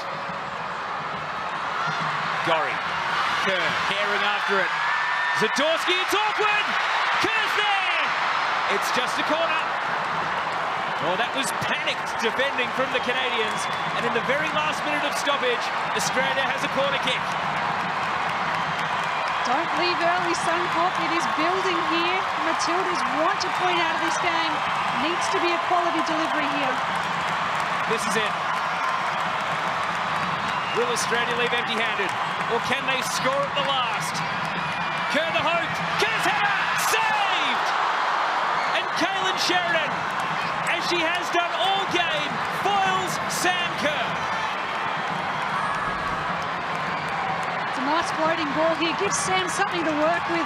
Had to create the pace herself. Same again, please. Repeat corners then. This one is going to skim through the box. No decisive goal-bound touch. And it's a goal kick. And it's exhale for Canada. And it is Sam Kerr stepping up, like I said, creating that power. Sheridan up to the challenge. Time ticking away now. Stoppage time is up. It's all on the generosity of the referee. This would be a famous win for Canada. There are a few seconds left. It's over. No Buchanan, no Lawrence, no Riviera, no G, no worries. Canada win in Brisbane. And the Matildas can't believe that they're going home without a goal today. It's a statement from the gold medalists. They have World Cup ambitions and they lay down a marker at Suncorp. Australia 0, Canada 1. What a game in the end. A thrilling finish. Amy Chapman had it all. It deserved considerably more goals than we got, but a combination of great keeping and profligate finishing means Canada keep the clean sheet and win. A great final 10-15 minutes there. Both teams pushing for it. Canada certainly had the better of the chances, but Matildas had some good quality in those final 5, and game on round 2 at Sydney. So handshakes taking place at full time. Doesn't it whet the appetite for Sydney? A new stadium, first football match, full house. The crowd's probably going to be even louder than we got there at the end. And even though the Matildas leave losers today, Sydney is going to be jumping midweek. They are going to be hoping that some of the chances that didn't hit the back of the net today will end up in Australia goals and roars at Allianz. Canada, though, they will be absolutely celebrating this one, and so they should. New combinations, new faces, international debutantes, and they played like champions. They played like gold medalists today. They played with the belief of winners. And for Sam Kerr in Australia, well, it'll be another case of what could have been and what wasn't. And Bev Priestman's going to bring them in for a huddle here and perhaps give a pep talk that really is going to be one of those ones that they'll draw on when they return to these shores and New Zealand for the World Cup next year. Australia going in for a huddle as well. Amy, what do you think they'll be saying in that huddle? I think you can be impressed by the intent in that last 10 minutes. They were very lucky that Canada didn't put the game to bed there. They're certainly a little slim on squad players to work with, but there's some positives there to build on. Obviously Tuesday they'll be looking to bounce back and get a result. Bev Priestman delivering that pep talk. I'm sure many of the players in today's match may well have played their way into contention for the World Cup or solidified their spots. But there is a great unity in that Canada team. They really did win that gold medal, and the gold medal game in particular against Sweden, against the odds. Seemingly down and out in the penalty shootout, only to come back and claim the win, and that fighting spirit was just evident again today. The Matildas have been here before. They lack that little bit of sharpness, the clinical finishing in front of goal. They will be hurting after this one because they go home defeated once again, and Canada's unbeaten run against Australia continues all the way back to 2008 still. It'll be very interesting to hear what the players have to say when they come out and address the media, and that of course starts right here on Network 10 with the post-game, so stick around for that. And we're going to jump into that post-game right now because Neve Owens has the match-winning goal scorer.